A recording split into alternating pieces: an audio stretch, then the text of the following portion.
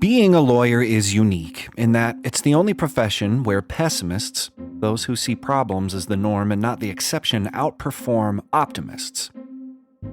According to psychologist Martin Seligman, who's interviewed thousands of lawyers, the legal profession is all about caution, skepticism, and anticipation that things will go wrong. Good for the courtroom in interpreting opposing counsel's next move. But what makes for a good lawyer might make unhappy humans. The legal profession is prone to higher incidences of depression than the general population. One solution to combat depression in lawyers has been positive psychology. Christopher Peterson, one of the founders of the movement along with Seligman, defines positive psychology as the scientific study of what makes life most worth living. Well, ask yourself, what makes your life most worth living? That's what we're talking about today. How the legal profession can build positivity into practice. Is positivity a mindset, a goal, a journey, a placebo, a bunch of hot air? Is it possible for us to lead the practice of law out of the darkness and into the light? Let's flip the switch.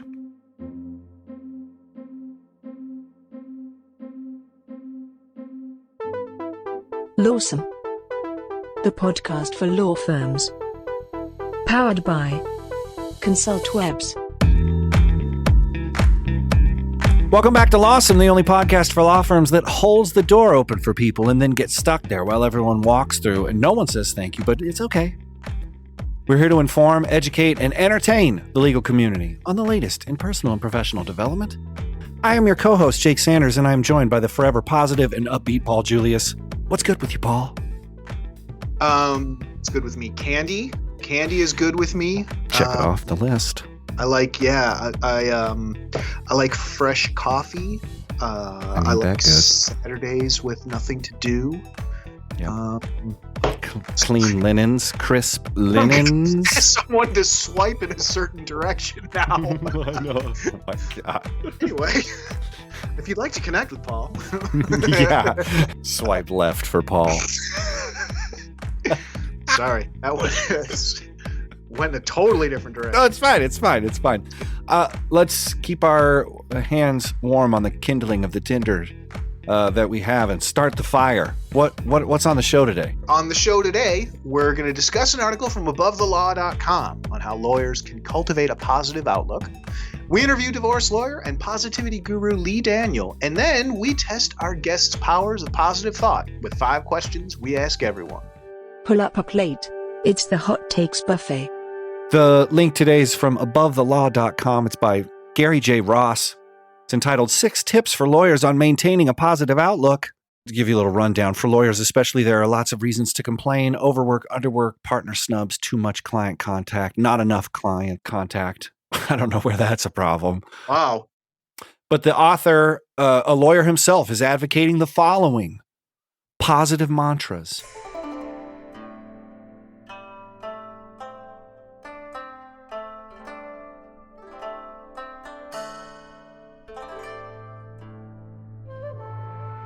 And then he says, repeat those mantras.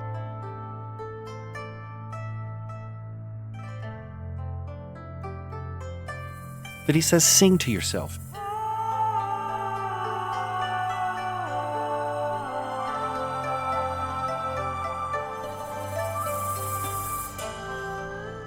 Encourage others to be positive. Be happy and be physical. That's it. That's the tip. Those are the tips, dude. Just do like those things, Paul, and it's for us. It's all good. I'm actually doing some jumping jacks right now. I got to be physical. I got my positive mantra going on, my inner monologue, my inner mantra log. So what do you think about this, man? I mean, does it seem like it's enough or So I got to confess here, you found this article, and when I first went through it, I thought he was kidding. And that's just because, you know what though? I think it's because it was very jarring to see a lawyer give out this kind of advice, like straight up, like, you know, it's all good, man. Here's some mantras. Here, do push-ups. You know what that really struck me as is that's the typecasting. That's the stereotyping in my head, saying, you know what, I got to be overworked and grumpy, but then when I get in the thing, I'm a shark. but then I have to list all these things, and I'm a business owner. Right. Right. And as we find out later from Lee, you set your own course. These thoughts Right. and stuff, it does matter. Right. I definitely can identify with the repeating mantras, or I know people who in the morning, like every morning, they write down 4 or 5 things, and it's not like don't forget to go to Target or something like that. It's like the same kind of 5 affirmations. Right. Or yeah, right. Like My there's a son- thin line in hey, between I mean, Alzheimer's go to and Target, intention. maybe going to Target is something you aspire for. No, I you don't need to know. remember this It's stuff. good. You'd be like, your name is, yeah. But I really do think it does have a trickle down effect. Hmm. We talked to Lee a little bit. We delve into a little bit of Buddhism and stuff like that later. But I know someone who told me that in the Kabbalah it says that when you say "I will" to something, that it like puts the the universe or you or whatever, like just puts everything on notice. So you're not saying "I'll try," and he mentions that in here. You don't say well, if I can, I will.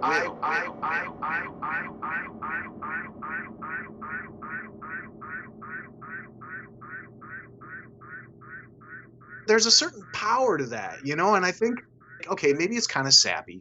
Encourage your enemies to be positive. I mean, it's How can I get in touch with my enemies? I need to figure out where they are, though. I need to find their secret lair and be like, cheer up.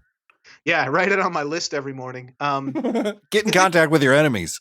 I think there's something to this, though. No, I think there is something to it. I think you're right, and that you have examples of people using intention, journaling, these kind of things, and you can't disagree with this list. These things may help, singularly or all together. All those like singing, doing your mantras, doing push-ups while you're cheering on your clients to look on the bright side while in a deposition. That seems a little manic if you're doing push-ups in the courtroom too. Just like stretching and jazzercising. But I think people don't do it because they feel it's faking it, or I'm just, Lee talks about later, painting it pink, just throwing some pink paint on it and not addressing the real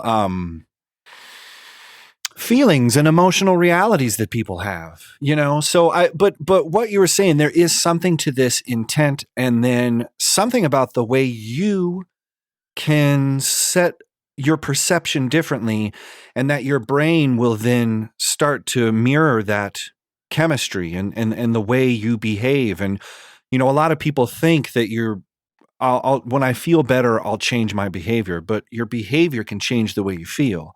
And so, if you just smile a little bit, you'll actually start thinking you're smiling.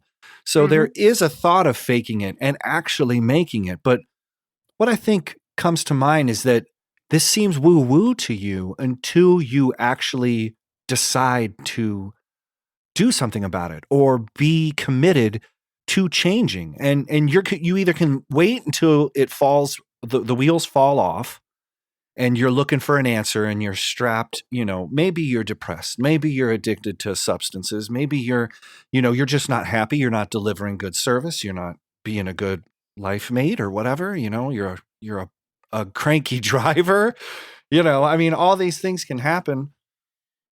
Are you going to wait until it gets so bad to decide to look at some of these options? Like if it just takes a little bit of something, like a mantra, a little bit of something like some confidence, a little bit of something like, hey, you know what? Maybe that isn't, BS. I mean, it is. I don't want to start throwing around,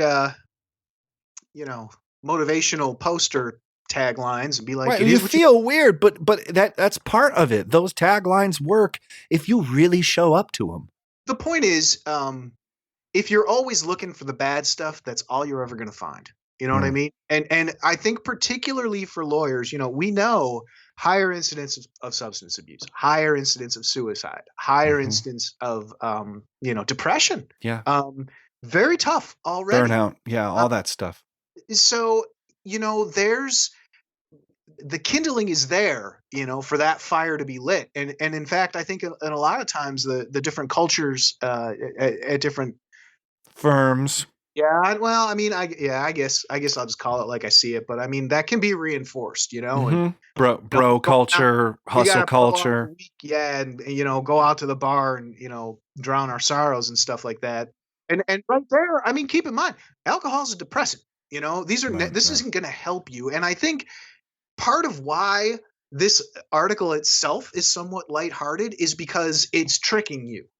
It's playing with you a little bit, and it's like, wait a minute, you know what? Not every single thing you read has to be like, go Heavy. crush it, go book those clients and run it down. It's like, dude, take a minute. There's nothing wrong with Take a taking minute. 5 minutes. You Yeah. know, Yeah, and uh, I think taking that minute and having some grace and giving yourself the space for self-reflection. It's a theme continuously on this show is, and Lee talks about it later, is as a lawyer, she wanted to be more intentional in the way that she wanted to practice law. What did she want from her practice? What do you want? What kind of lawyer do you want to be? You just have to kind of say these things and make them real. And I think, Paul, you seem bought into this idea, and I think I'm with you, man. If you speak it, you make it real, or you at least bring it into existence. You define these things with words. So words are sort of incantations, regardless of your thought of magical stuff or I mean, omens or trickery or it to me. Um, I'm surprised that more people, particularly in the legal profession and stuff like that, don't back up for a minute and just look at the face value that words have power. Oh, You I think know, they know that they have power. I think but they are they have their hands on the pulse of the power of words, written, spoken. I think they know what's going on. I think they know what's going on with words, because they love their Latin words or those certain like magical phrases that they use when they're talking, like mens rea, and you're like, yeah, what? Yes, of course. Um, but they but believe in the power of words. true. But what I'm saying is that you have to, that they are powerful. So Yeah. if you're always saying, I can't get anything done, Or I'm busy, I busy, busy. client, I don't like this. Oh my God, I got to go back to the office.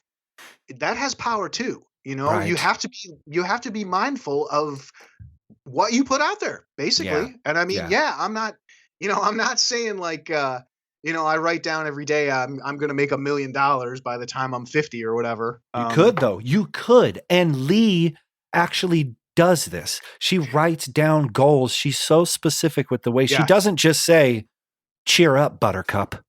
Yeah, well, you yeah, know? that's what she says. Pour a bunch of pink paint on it. I think for me, the Yeah. things that I want to reinforce aren't monetary. And I kind of look at it like, take care of some of these things, and that other stuff will fall in line. Of course, yeah. But it can be whatever you want. It's just, I think it's just attitude, That's the really. point. That's the point. Attitude, confidence, gratitude, empathy, Yeah, grace, all of these weird soft words. And I say soft, and I don't mean that in a yeah, pejorative term. I think the softness is reality because we're humans, and lawyers are, legal professionals. They're, humans first. yeah. So think of this positivity. Think of the way that you can bring it to your firm, how you can change your legal career. Lee has done this. She's opening up a positivity ranch.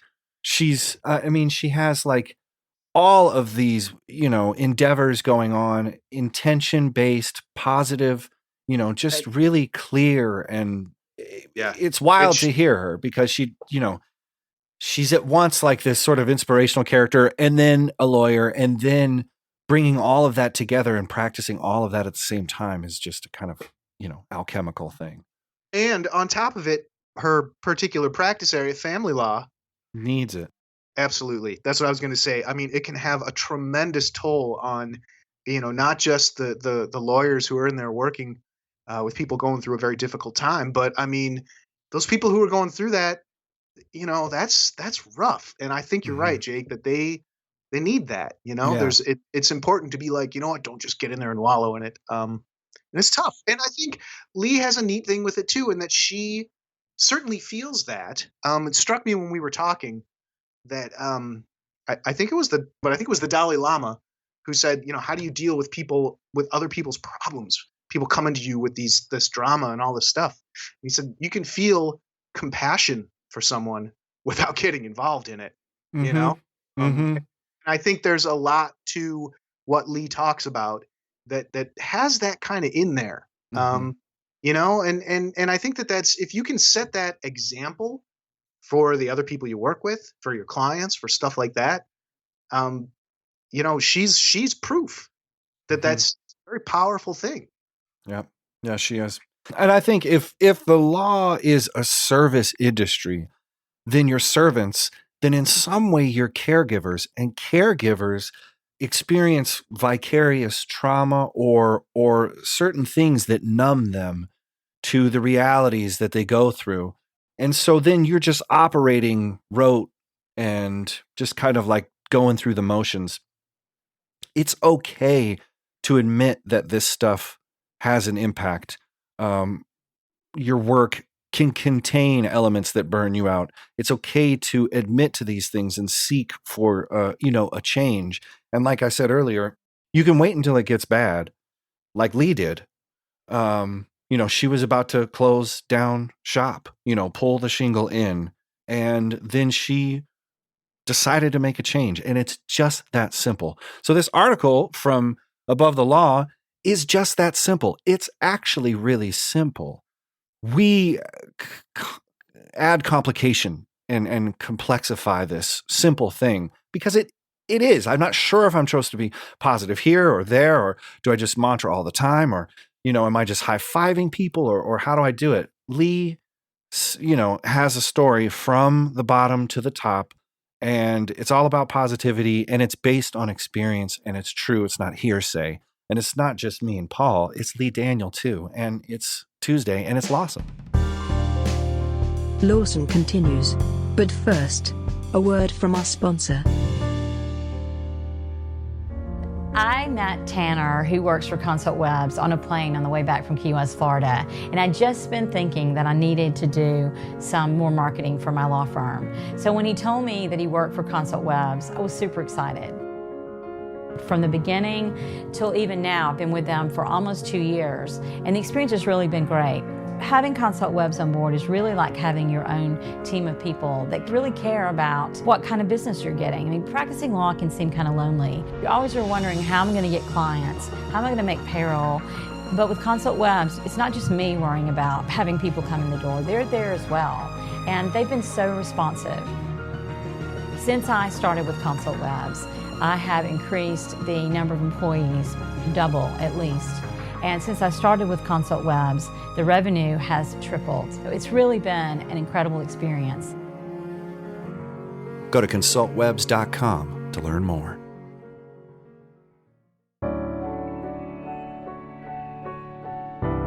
Let's head over to the interview. With over 25 years' experience as an attorney, Lee Daniel doesn't just practice family law in Huntsville, Alabama. Lee is a Swiss Army knife of positivity.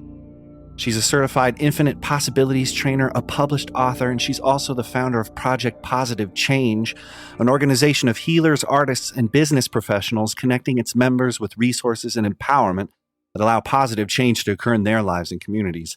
Lee also hosts her own podcast, This Is Not Legal Advice, featuring various professionals discussing how to live through a divorce and highlights ways to navigate family law in their life. Along with starting her own nonprofit retreat center, Lee Acres, auditioning for a reality TV show, and raising 4 dogs, 4 pigs, and a duck.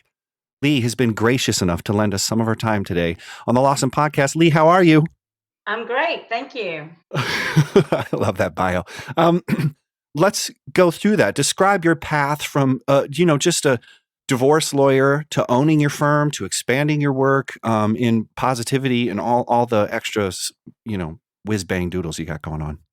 Whiz bang doodles. Okay. Well, I have been practicing on my own for almost my entire legal career. I worked for 2 judges and then had a small firm that I worked with for a very short period of time. I'm not going to say anything about it except it wasn't a great experience. So I decided to start my own practice out of my apartment, my kitchen table, with my dad's credit card. he gave me permission, obviously. Right. And I got a computer and I just started right there. And then from then on, I've just grown to the firm I have now. So where did positivity come into it? How did you bring that into your family law practice? Where did you find a need for that? Well, you obviously haven't practiced family law because it's not a very positive place. I heard So about that. about 6 or 7 years ago, I just was absolutely miserable. If you're in the space of family law, everybody's really unhappy. We have the very worst situations you can imagine, and you can get really caught up in that energy. And I absolutely knew I had to do something. Mm. And so about that time, I found Mike Dooley, who was in the movie The Secret. I found his work and I went to one of his conferences. And after that, I just decided that I was going to change the way that I practice law and that everybody in the office had to change as well. And so I came back and I said, we're going to come from a place of love and positivity. And they said, we're going to go broke. But we didn't. And so we're still here. So I think what people are thinking, you're going to go broke because we have positivity confused with just relentless optimism. I mean, what does positivity mean to you when you bring it to a business, bring it to your life? It's not just like whistling and being upbeat and like high-fiving people constantly. Well, I don't know how to whistle for one, but no, I mean, it's what it really is just acknowledging that even though things may be going wrong, that there's always a different way to look at it.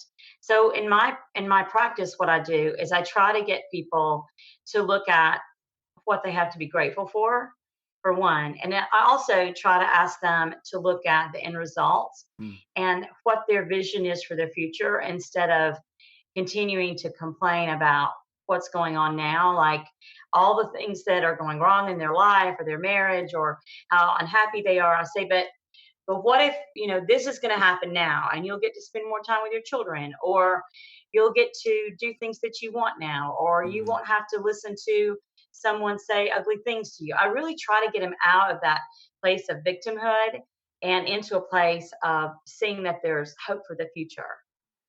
And it helps me and them.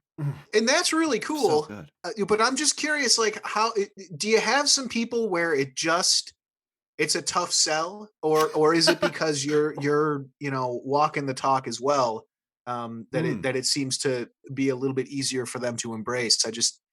I know I've talked to other family law, attorneys and firms and stuff, and you're right, it's tough, and you get people. And unfortunately, we can be like the worst time of their lives. And I want to know, how do you say, hey, look, this is tough, but let's, you can't really be like, look on the bright side, right? Or can you?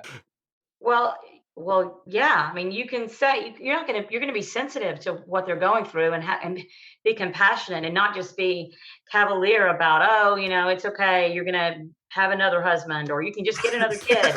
I'm not going to say that. I'm going to say, acknowledge the place they're in, that it's really bad and that they may feel like their life is over, but that on the other side of this, there's something else.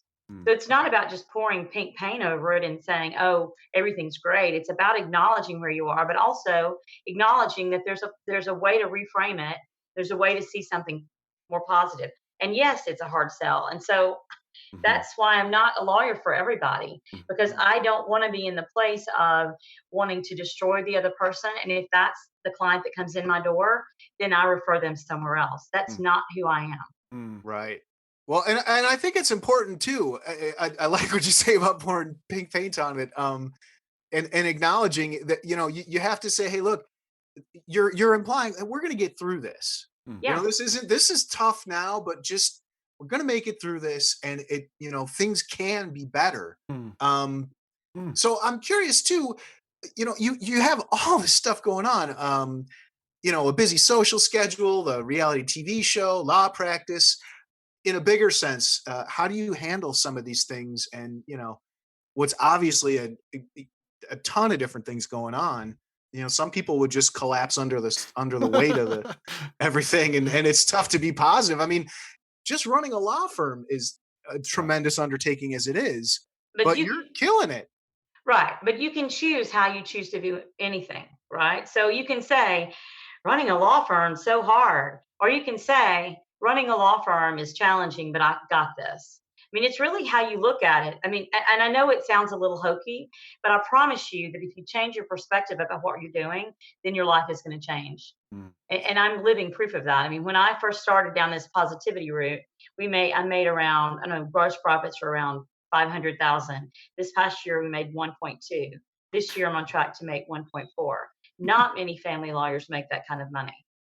Why do I And, do that? Because I believe that I can.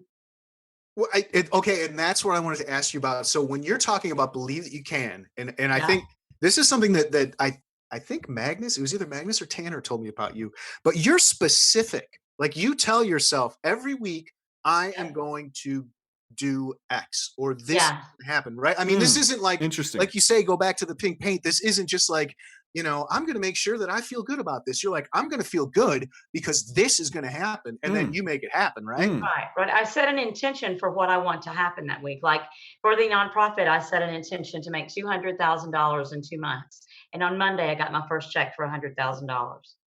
Wow. So if you, I mean, and I know when I actually teach another, we didn't talk about this, but I teach people how to create more abundance in their life. And if you don't have a focus and if you don't have an intention around what you're going to create, then you're not going to create anything. It's just so fascinating that it comes down to, oh, you need the tech, or you need the dashboard, or you need the consultant, or you need the coach, or you need the seminar, or you need the CLEs, or you need just a little bit more money, or you just need more time. I- It's really interesting that you just have to change small bits of your perception and be specific. Paul's right. I mean, it's about this intention setting goal. It's about giving yourself the space and the grace maybe to visualize these things. But I like the way you help define it and then pursue it just through being open, to the idea of it. But I mean, balancing this openness, positivity, intention, goal setting. If you had to share one piece of advice, to a young, Lee Daniel, back in the day when you were starting, maybe at that small firm you didn't like, is there something specific, a lawyer could do to get a little positive change going on in her life and work? Well, I think the first thing you have to do, I mean, you have to take massive action as well. I mean, like you mentioned about all the things that I do in the world, I mean, I'm taking action all the time to create what I want. So, number one, you have to have an intention. So, to young Lee Daniel, I would have said, set your intention for what you want. I mean, don't, I took the first job that was offered me and it Mhm. was terrible. I mean, what if I had set the intention to work with a firm of people who were supportive and who wanted to mentor me and help me grow? But just set an intention for what you want and then start going towards that goal. If I wanted to make $100,000 my first year, which in fact I did make my first year, that were my gross profits, my very first year in practice. Mm. If I wanted to do that, set your goal and then go after it. Mm. A lot of people just don't have any clarity and don't have any focus around what they do. Even like at my firm, I have an associate, and when she said, "Hey, I'm going to make this much money," it happened. She did it. She said, "I don't know what's changed." She told me this a couple of days ago, and I said, "Well, because I bonused them." And I said, "Well, you haven't set any intentions. That's what's changed." Thinking in the future, like Yeah. now go into the future here, forecast a little bit, Lee, break out the crystal ball.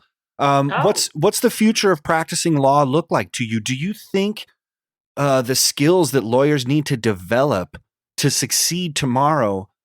I mean, what you're talking about, intention and all of these things, I don't know if they teach that in law school. oh, I don't. they definitely don't. I don't.